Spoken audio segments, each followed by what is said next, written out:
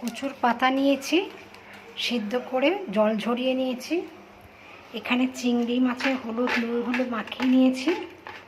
আর এখানে সর্ষের তেল গরম হয়ে গেছে, চিংড়ি মাছটা দিয়ে দেবো।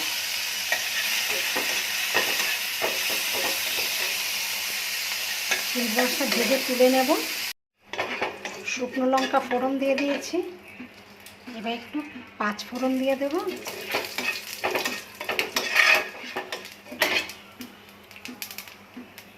রসুন দিয়ে দেব। রসুনটা একটু বেশি করে দিয়ে দিয়েছি।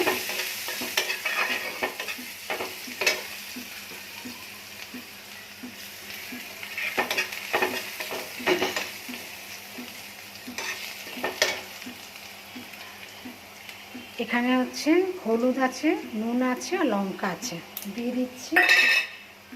কাঁচা লঙ্কা দিয়ে দিলাম। ভাজা ভাজা করে নেব।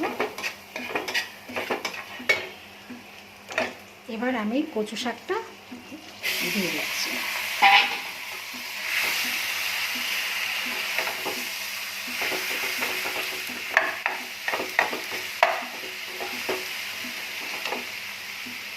ঢাকা দিয়ে দেব।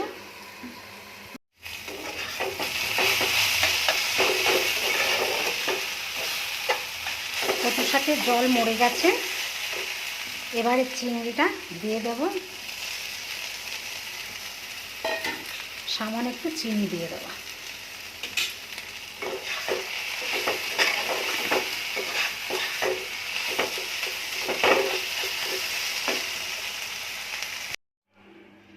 কচুর পাতা চিংড়ি দিয়ে রান্না কমপ্লিট।